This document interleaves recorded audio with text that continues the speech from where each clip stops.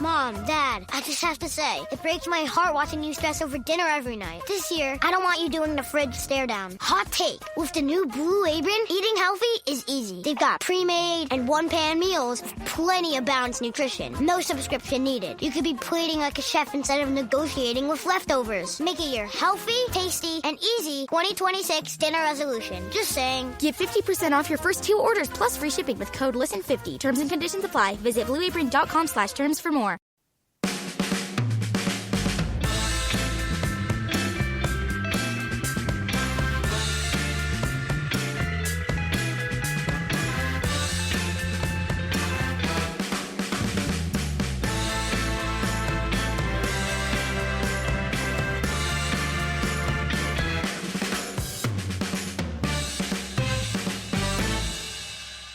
Okay, Daniel, that was a massive shit show.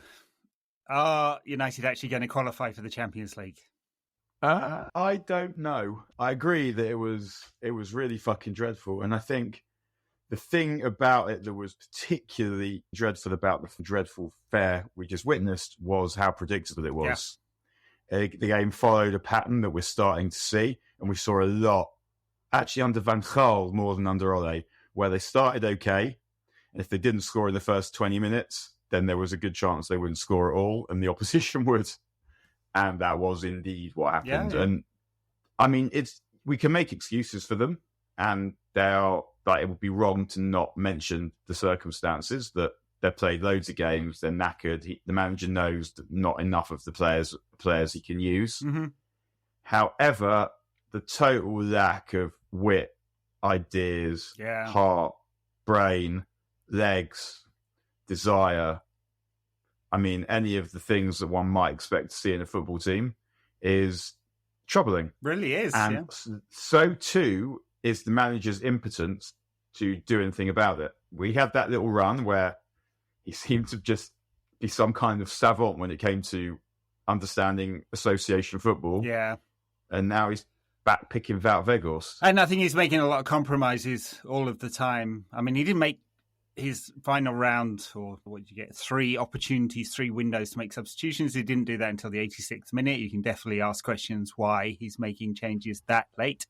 It's not like he didn't have a lot of time to see that not much was happening. But he's making compromises because players are knackered, players are injured, and it is happening a lot. And I suspect there's players playing that probably should have need a rest, but there's 5 games to go or 4 games to go now, and he can't do it. So, but yeah, you're right, it's a pattern. I mean, it's only 21 goals scored in the Premier League in 18 away games this season. I mean, that's desperately poor. United are not able to score a goal, and it was just really easy for West Ham to sit in defence quite deep and then break. 4 shots on goal today, 4 on target, that is, from a whole bunch more, and that's really common. I mean, the thing, it's picking Weghorst as a number 10. I know Eric Ten Hag knows more about football than I do, but that still seems like a crock of shit to me. It's really hard to understand. Really hard. And also, like, what on earth has happened to Eriksen and Casemiro? Mm-hmm. We know that they're not perfect, but they've both been so dreadful since they came back into the team, mm-hmm. and they don't exactly have the tiredness excuse because they've had months off. Yeah, Casemiro spent half the spring suspended. Eriksen spent almost all of it injured, and so I mean, you sort of understand Eriksen and Casemiro taking a little while to get back up to speed, but it's inadequate what we're seeing at the moment. Oh, for sure. I mean, and a lot of this game, Eriksen was taking the ball off the centre backs. He was the deepest of the midfielders. I mean, he's United's leading assist maker in the Premier League, if that really means anything. But he's a creative player. You want him a bit further forward, but he was super deep, and he fades after 60 minutes. Casemiro fades after about 1 minute at the moment. He had a good game a couple of weeks ago, but that was a rare good game since he came back into the team. And yeah, for sure. And Anthony Martial was dropped because he was dreadful against Brighton. He wasn't much better when he came on today. I mean, there's one good run and move with Marcus Rashford, wasn't there? Rashford stopped scoring goals. Well, that's the thing, isn't it? That you had like the 2 masking agents that United had was Rashford and Garnacho. Right. The Garnacho got us out of the shit a few times as well. And I didn't really understand why he didn't come on. If he's fit enough to be there, why is he not coming on when he is proved to be our most effective substitute? I didn't really understand that, because also we need something, and maybe he could be that something. So just even 10 minutes, 20 minutes might have given him some impetus to play in the next game, because what we're seeing at the moment is what we constantly saw under Ole, that the cycling through the ship players in the hope that you get a performance out of some of them at some point. And I didn't understand at all. Yeah, like Weghorst playing as a number 10 and compromising Bruno in order to make that happen just makes no sense to me. I wouldn't subscribe to the Bruno is never any good when he plays wide theory, because he's good enough so that in any position on the pitch he might do some good things in a game. But when you're really struggling, to take your best player out of the middle of the pitch to lump it the Dutch Ian Ormond droid there just makes no sense to me whatsoever.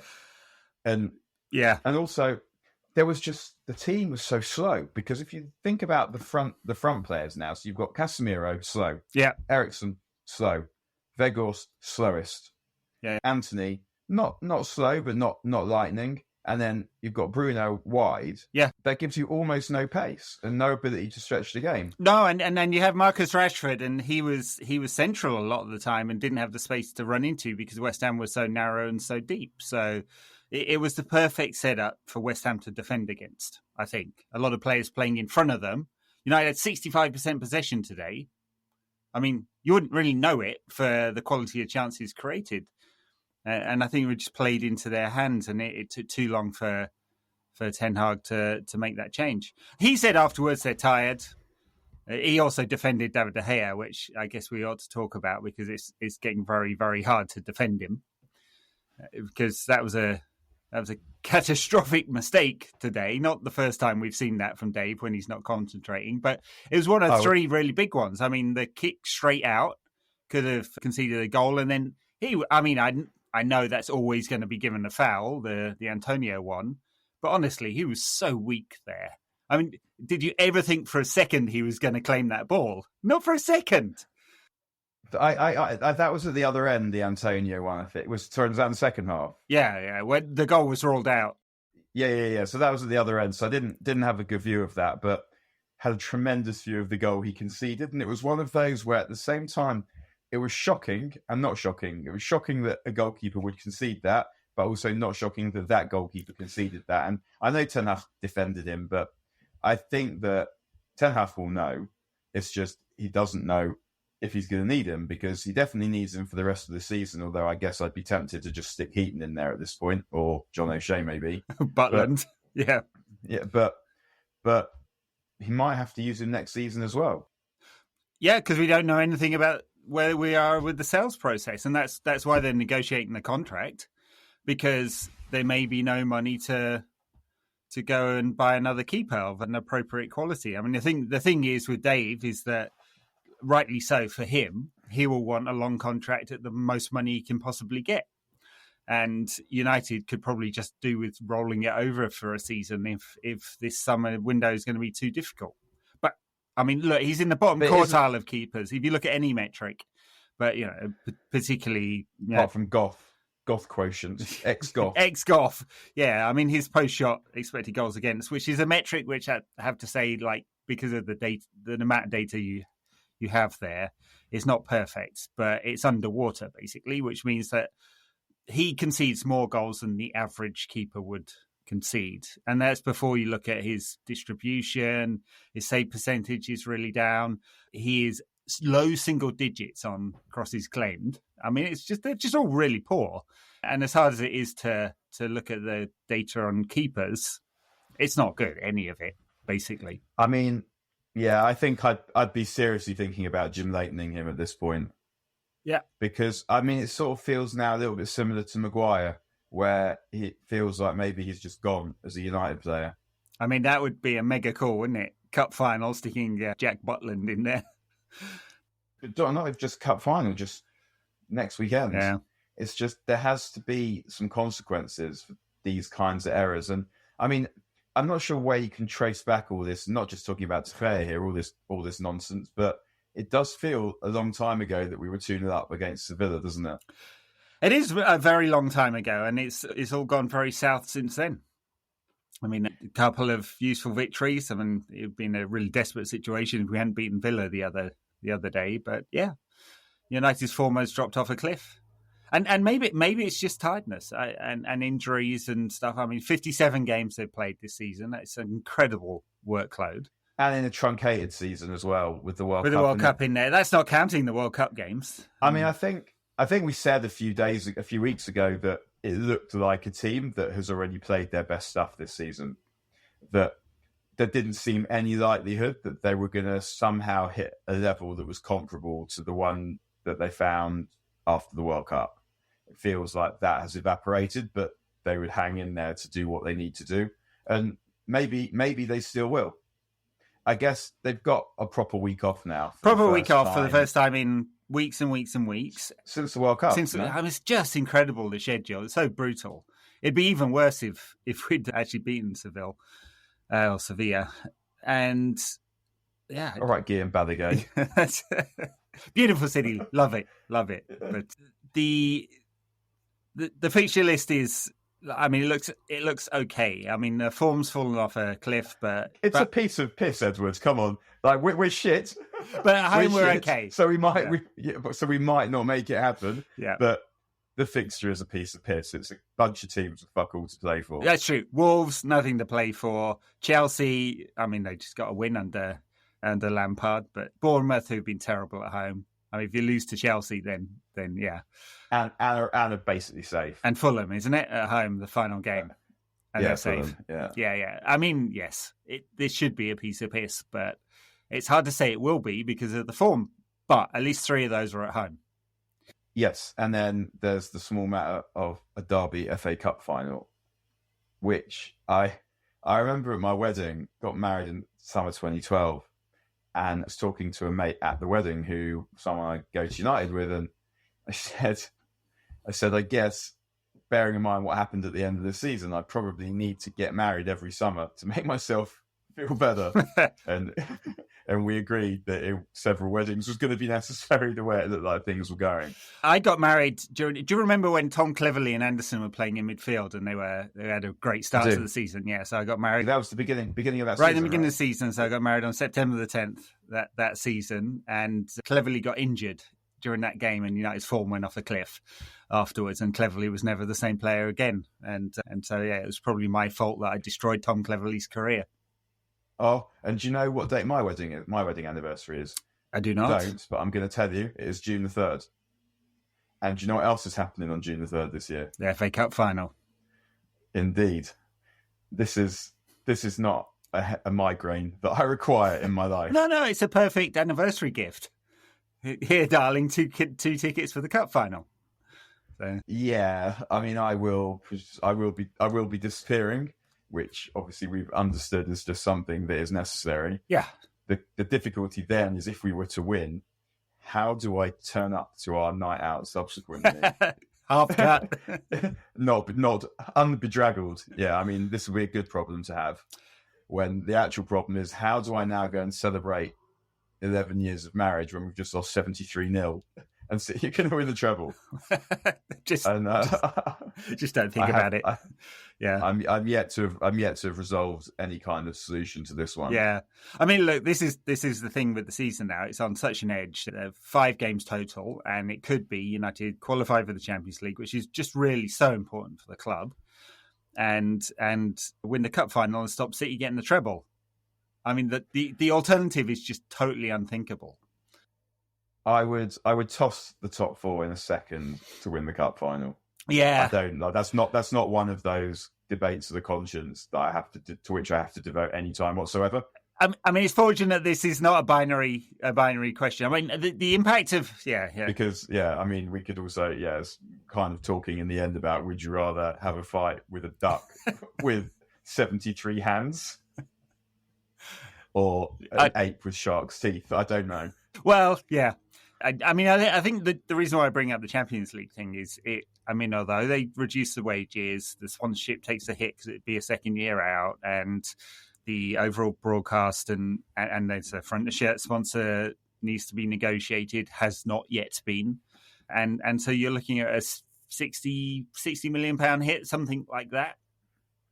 And the budget is not particularly large for the summer anyway, maybe 100 million plus sales, just at the FFP limit, and it would be less if the revenue's reduced. So I know that's why top four is really important. Obviously, for fans, stopping City winning the treble is the most important thing, undoubtedly. It's not even just stopping City winning the treble; it's beating them in the cup final. Yeah. And beating them in the cup final, as opposed to losing to them in the cup final. Yeah, no, I can't help but think about the losing bit first. But yeah. I mean, in parentheses, I'll do fucking time if I've got to watch another season of Europa League. I can't. I can't. But it is. I mean, you're talking about the transfer budget. We're probably missing out on players now. But by not having for sure. There's no certainty. Clarity. Yeah.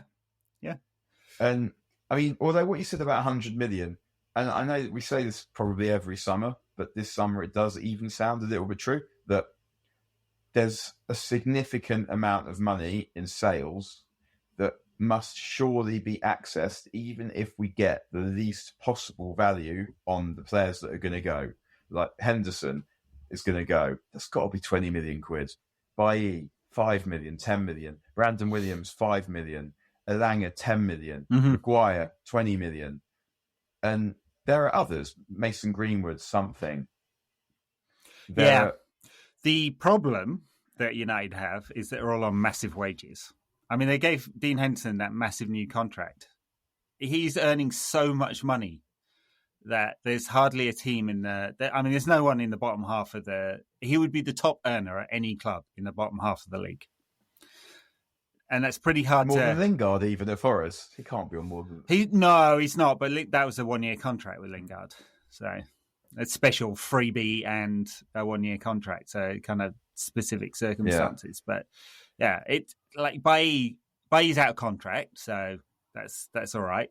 Phil Jones got 1 more year, I think.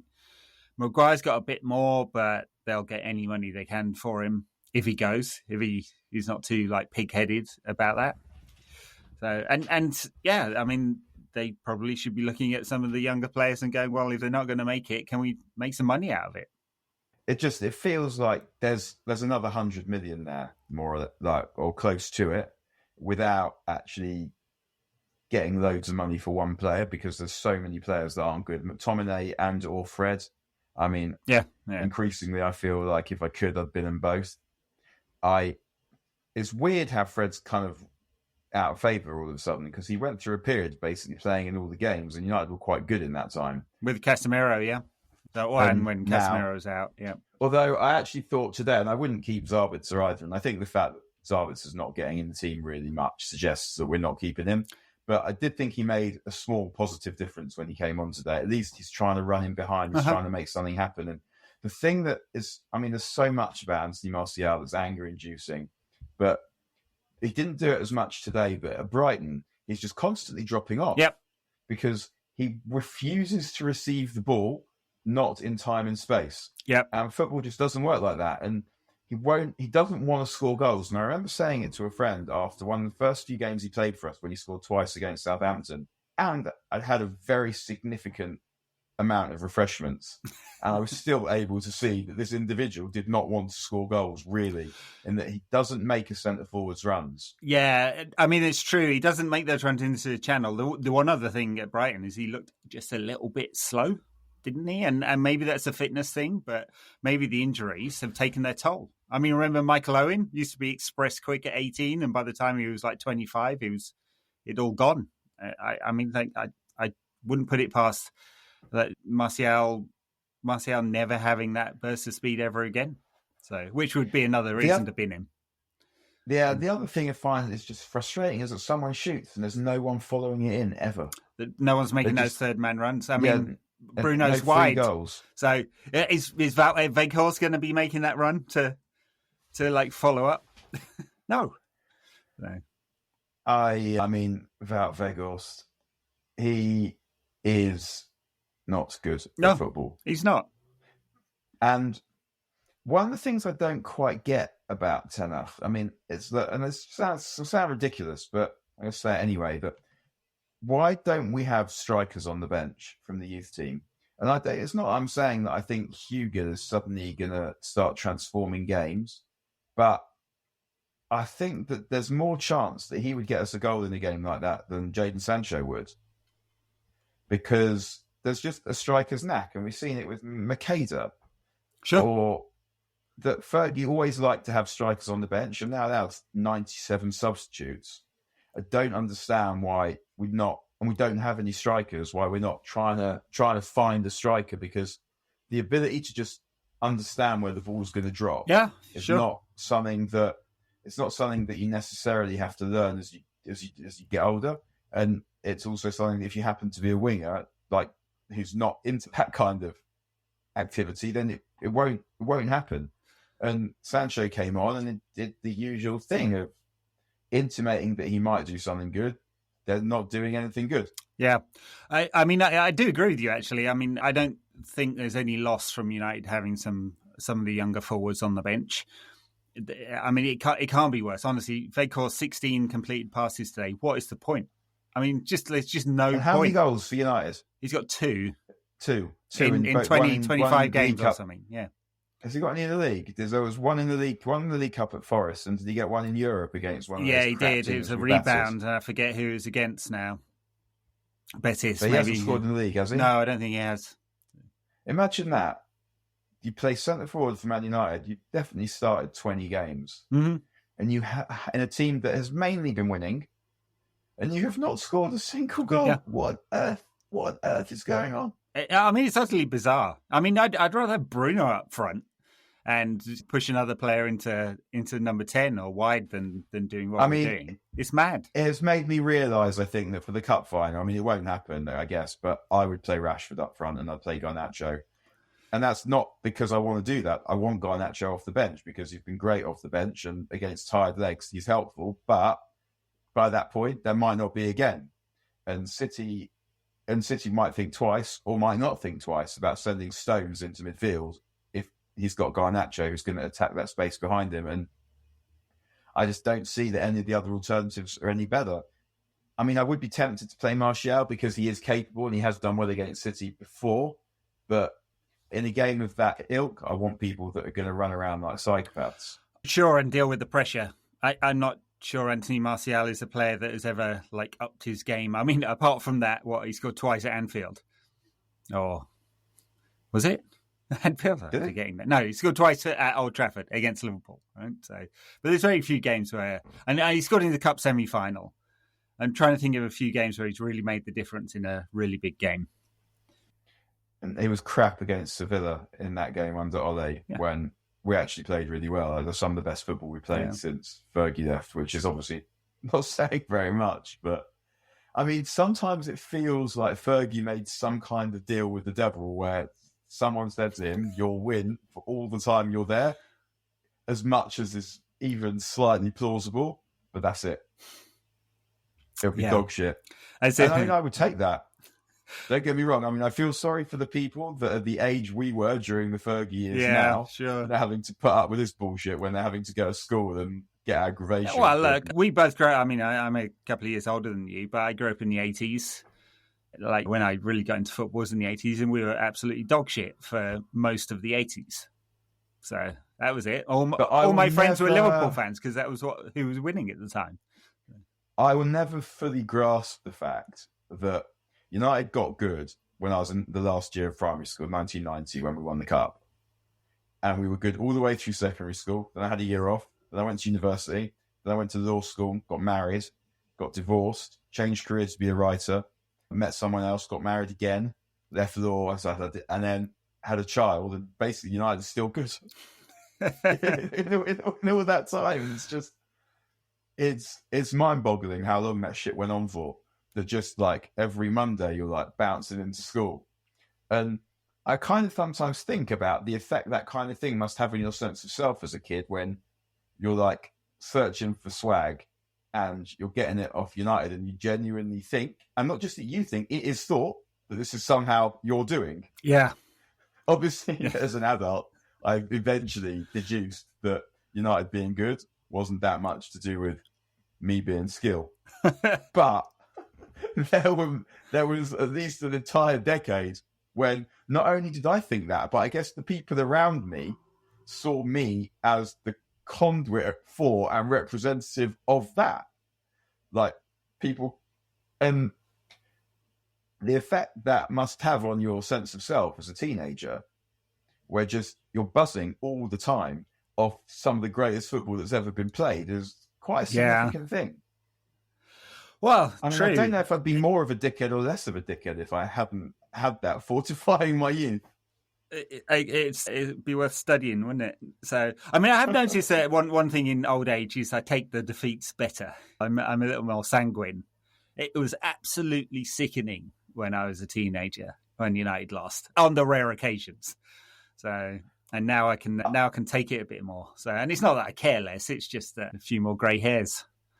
Not many, there's just but more. There's more going on. There's more going on in your life that is stressful and worrying that you have to think about before the fact that United are dog shit being stressful and worrying. So, and I guess you get more the gift of perspective. Yeah. I think for me, I've always been pretty good, absolutely milking the shit out of everything good that happened and putting the bad stuff away quite quickly. But I mean, now it's just, if you don't put the bad stuff away quickly, then you've got quite a significant problem in your life. And I don't want that.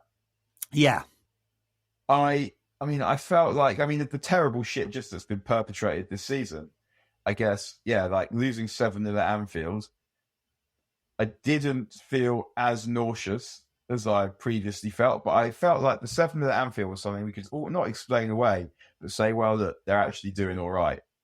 So I can not forget about it because I can't, but I'm not going to let it guzzle my insides and spit them back in my face. Whereas now that 7-0 at Anfield is sort of coming back to haunt me in a way it almost didn't because of what's going on. And every time we've had the opportunity to put this top four situation to bed, we fucked it. Yeah. I know the fixtures are favourable, but I wouldn't put a load of money on United right now making it. Should do, but Liverpool are going to win every game because they're playing no one of any significance. And they are coming into some form and they won 6 in a row. They're not playing super well. I think it's more also why I think they might lose some points is just that if they win them all, that's a lot of wins in a row. Yeah, it would be 11. So, and if you win 11 games in a row, Premier League games in a row at the end of the season, you probably deserve to be in the top 4, honestly. But that's championship form, 11 games in a row. So you feels like, well, surely they'll fuck it up at some point. But they're playing Southampton, Villa, and Leicester. Where are they going to fuck it up? They could. Maybe Leicester, not Southampton. But they only just got by Brentford. Yeah, and it could have gone the other way. Goal ruled out, offside marginally, but Brentford were not brilliant, but Liverpool weren't very good at all. But they just seem to have the knack of winning at the moment, and so I wouldn't put too much hope in Liverpool dropping points, honestly. Newcastle defeated today, I guess, but their form's generally been good enough. A couple of points ahead of us. Spurs are out of it, I imagine. Brighton are not totally out of it, but we do have a game in hand on them. I just think I look at United's form and just like there's the potential for us not getting 9 points is definitely there. So it's yeah, I would say it is. And what's frustrating now is also like a win today, and we're really nearly there. Yeah.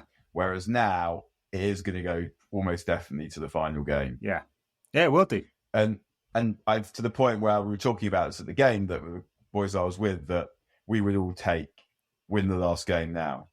If you needed a win in that last game to make it happen, that would sound like something that we'd accept. Whereas, probably wouldn't have even accepted that this morning. Yeah, Fulham at home, playing for nothing, last day of the season. Yes, if it comes down to that, then, and it will. I think it probably will come down to that. then yes, I think United would just squeak in probably, but I wouldn't say it was odds on. I wouldn't be gambling my house on it or anything like that. Yeah, and it shouldn't be. United should not be in this position. There have been so many opportunities and missed chances, and a lot of it comes down to, we're talking about Weghorst in the winter window when we really needed a striker. Ronaldo leaves. Okay, they didn't make any money off him leaving, but they saved 500 grand a week, and Weghorst was the option.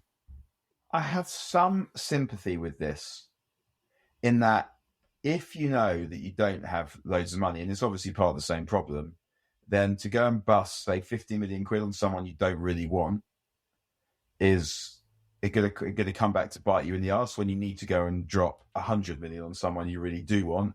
And I mean, you still want, if you think about how many players we want for the first team, we want a centre forward, we want a goalkeeper, we want a midfield player, and really we want a right back as well. That's almost half a team. And I was talking to a friend about this after the game, after the Brighton game. And that's another, just those Brighton game and those Spurs games, if we just managed to refrain from tossing goals in those, it would also be finished. Yeah. And I was saying, like, to me, I know we need a centre forward. So when I say this, don't think that I'm not suggesting that we don't desperately need a centre forward. But part of me thinks, if I could get a brilliant midfield player, then I could turn Rashford into a centre forward. Because I think that the problem we have in midfield is, without Eriksen, although obviously he's just turned out his arse at the moment, so this is almost redundant. Without Eriksen, there's no control and not enough creation. Yep. But with him, there's not enough athleticism and physical presence. Yeah. I mean, all of United's problems are solved by bringing in, just pick whatever keeper. It doesn't really matter. A decent keeper, Bellingham and Kane solve all United's problems. But that's 250 million just on that keeper, Bellingham and Kane. And Bellingham's going to Madrid. It looks like it. And Kane's not going to join United if we're not in the Champions League. I mean, I'm not sure about that, just because he's not coming to win the Champions League. He's coming to just win anything. But I would be thinking, and I don't. There are two young centre forwards that are meant to be mustered. Ferguson, we know is. I don't know just about signed a new contract. Yeah, so it would cost more money, but there will be a number that they would sell him for. Rasmus Hovland, is that his name? I've no idea if he's any good. So Dunno. I can't. Who plays for Atalanta? But he is meant to be brilliant. If he is, I would suggest that the amount of money you could pay for him, I would be more inclined to pay that for him than drop double that on Gonzalo Ramos, because I'd then go and spend the rest of the money on Caicedo. That's probably what I would do with this, and then try and get a goalkeeper and a right back out of sales. Yeah, it's United need to be a lot better, like both on the purchasing, but particularly the selling. That's supposed to be Murtaugh and team now. I mean, they backed Ten Hag last season, but it all happened so late that they overpaid for Anthony by, I don't know, what, double, given what we've seen of him this season. I mean, would he look value at 50 million? I'm not sure. I mean, I feel like he'll come good one day, but I'm not sure he'd look value at 50 million right now. I mean, I think that a proper goalkeeper would make a difference to Anthony, because he'd be getting the ball 10 or 15 yards further down the pitch. Sure. And a proper right back would as well. In fact, Wan-Bissaka's had loads of the ball recently in games, and just as he looks like he's about to do something, he doesn't do anything. He fucks it, yeah. And having someone, if Anthony had a better fullback with him, then we'd be getting a lot more out of him. And I almost always think that we get worse when he goes off too. And even today, he didn't play well, but he did still come probably closest to scoring. Yeah, just off the post. So, I mean, there were a couple off the post. They don't count the shots on target, but they were close-ish. So, yeah, I think the point with Anthony is that we spent the winter window budget, or we spent some of next summer's budget, because it happened so late in the window and back in the manager, but there are always downstream consequences now in the world of FFP and, well, profit and sustainability, and particularly the new UEFA rules. It all counts, every penny does. And I mean, ultimately, Anthony was all 10 up, that he decided that the right winger he had to be that one. Yeah, and that's fine. I don't massively have a problem. I mean, I like Anthony. I think he's been pretty good this season. I don't think he's been as bad as people like to say he is. No, they did overpay for him. But the point I think about Anthony is also that he was a player who was bought for the team that Ten Hag wants United to become, a possession team that are looking for bits and to create bits of magic in a possession team. And what he's having to do is he's having to try and run in behind in a counter-attacking team or a counter-pressing team, or whatever you want to call it. And that's not entirely his game. And he doesn't have, as I said, very much help from fullback. So I'm not particularly worried about him. And I guess, let's say we hadn't signed Anthony, who would we have signed? Yeah. So it's not simply, well, we bust 90 million quid on Anthony, that was nuts. Because the idea is that he's meant to become good, and we absolutely needed someone for that position. So who would it have been if it wasn't him? Yes, I mean, it's a good point. I don't know.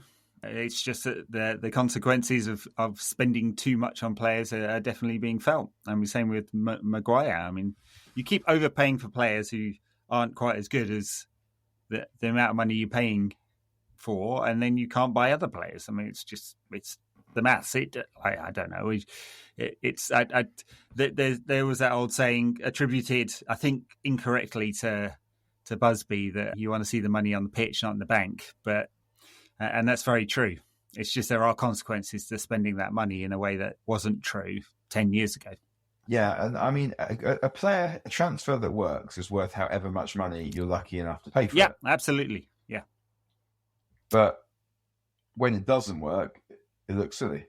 And it's the problem now is also, it's not almost as though it's about individual players. It's just, as a collective, they look like an airbed someone's let the air out of. Yeah. It's very true. That's why I'm worried. Honestly, as dog shit as the fixtures are, or the teams we're playing, it's all gone. There's no zip at all.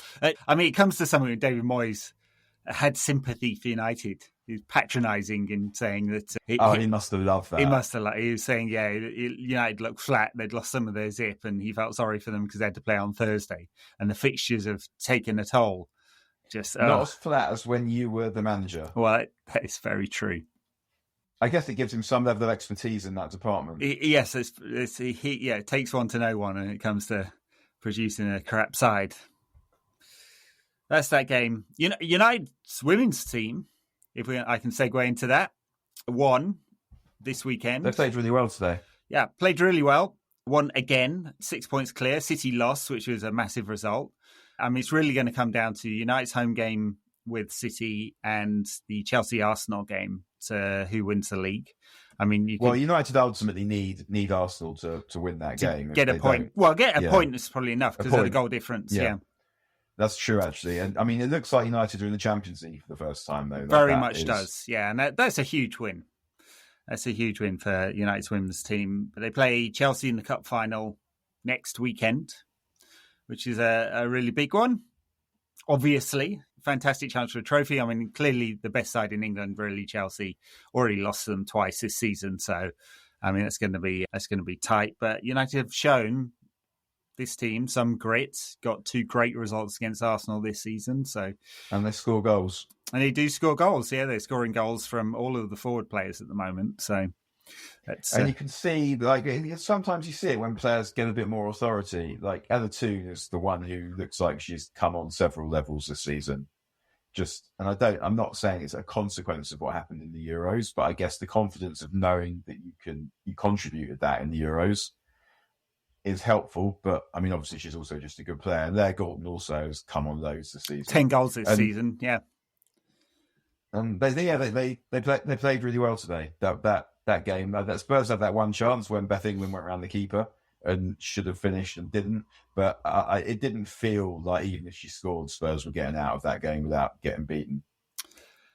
Yes, Spurs in some trouble at the bottom of the league, although Reading are really, really, really poor. Got hammered, so they're likely it's them going down.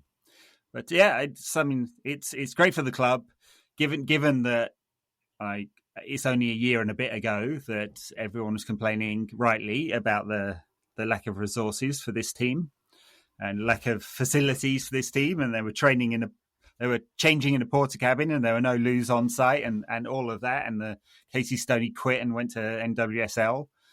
So in a huff, basically. And there have been questions about Mark Skinner this season, especially about his sort of lack of use of the wider squad, I think. But, I mean, the results kind of do speak for themselves, despite the criticism. This is a team that has a lot of grit, scores goals, doesn't concede very many at all.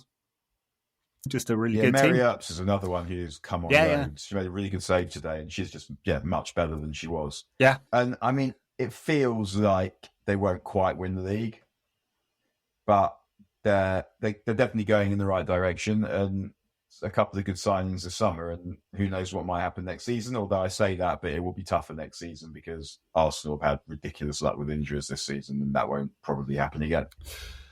That's true, and they need to. There's the Alessia Russo contract needs to get signed. That would be they turned down a world record fee in the winter. We'll publicise that one for her, but she's out of contract in the summer, and I guess the chances of her signing, if United are in the Champions League, are much, much higher, I imagine. But the wage budget is really big. I mean, United it's hard to say there isn't a lack of investment because they do have a very big budget. They do make a lot of money. There is a sort of salary cap, although it's not really deeply enforced and a lot of deductions you can make in the women's game. But United's women's team revenue is $5.5 million, which is the biggest in the league. So in a sense that should lead to a very good team that is competing and competitive and winning trophies.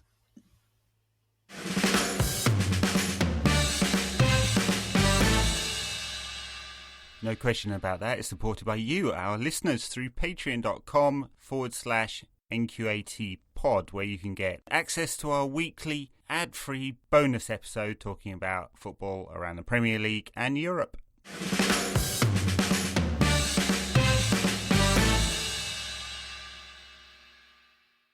I don't think there's anything more to say on well, we don't know. There's nothing happening with the takeover that we know of. It's just rolling on and on and on. And Ten Hag gets asked about it, and he was really grumpy in the sort of West Ham preview press conference. Just kept getting asked about it. It's stopping him from doing his job. Yeah. I'm sure he's well pissed off with this. I'm sure the players don't care, and I'm sure he is extremely pissed off. I'm sure, because he will be thinking about next season, and this is cutting into the preparation for next season. And it can't not, because they just don't know what budget they've got. And he's becoming presumably increasingly furious with people that he's got to keep picking, and he doesn't even know that he can replace them. The fact that he doesn't know if he's going to be able to get a goalkeeper. Yeah.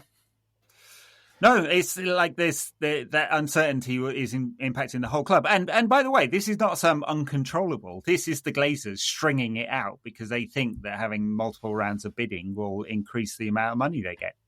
Undoubtedly so. And with each week that they haven't accepted a bid, it becomes more like. And the credit card is maxed out, right? They cannot put any more money into this club. United borrowing for transfers already. The EBITDA may look like 140 to 150 million, but that is eroded very quickly. And they've reached the limit of their financial muscle.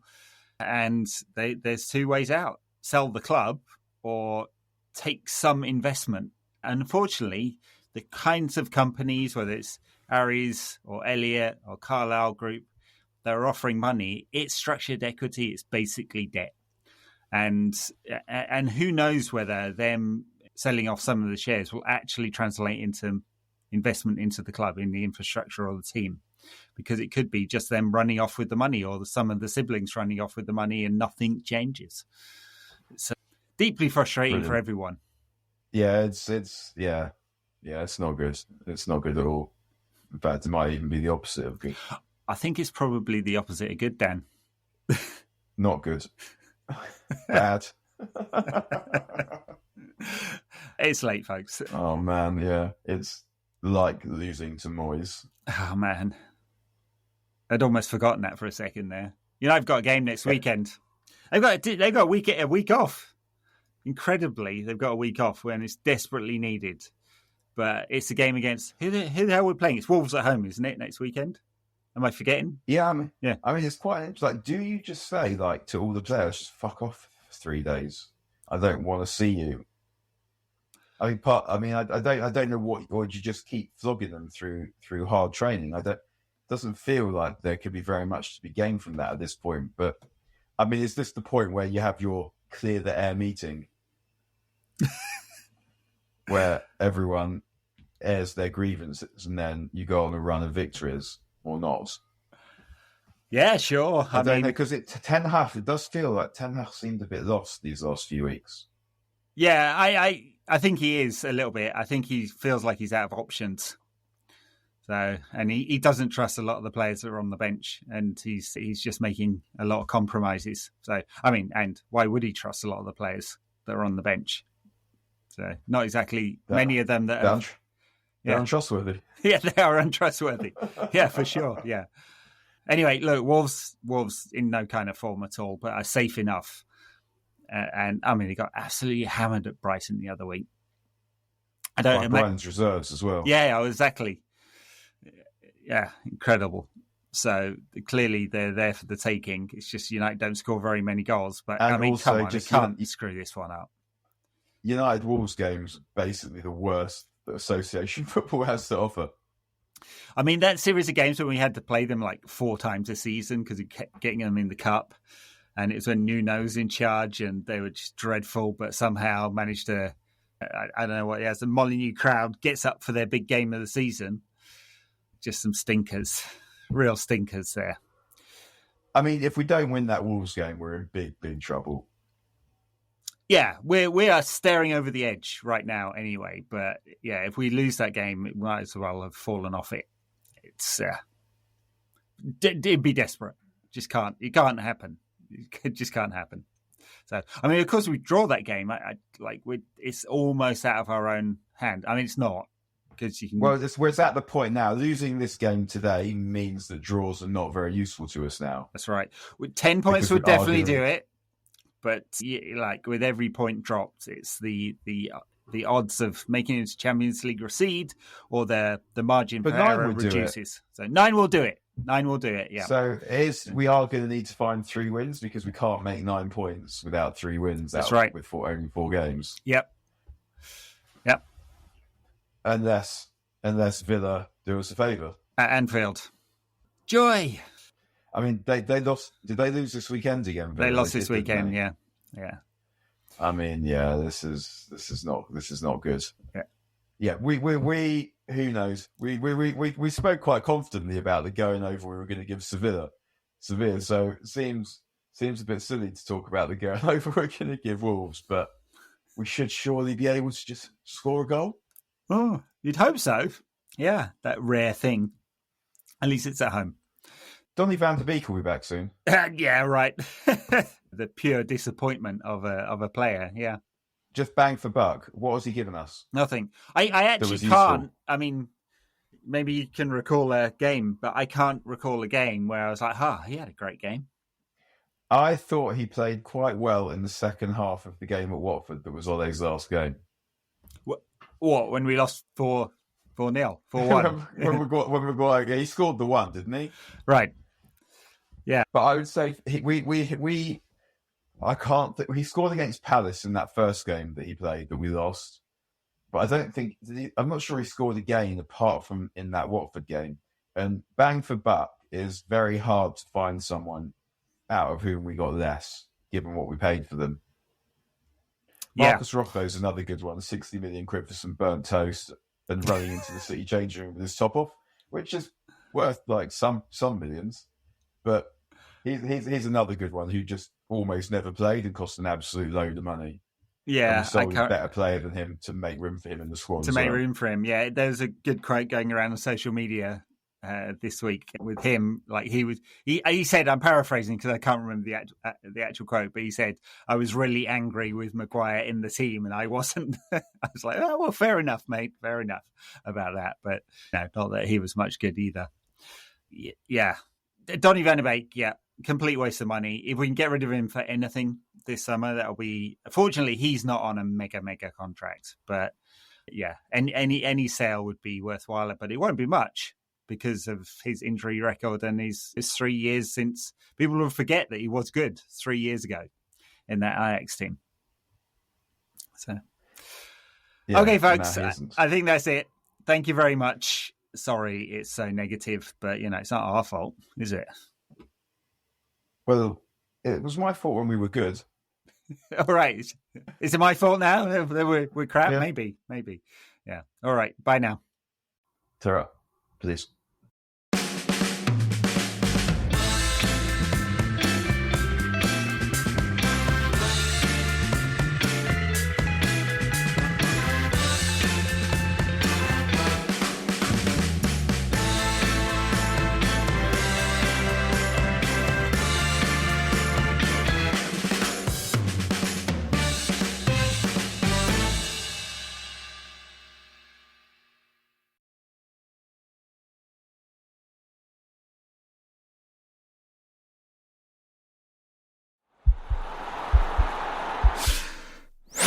This podcast is part of the Sports Social Podcast Network.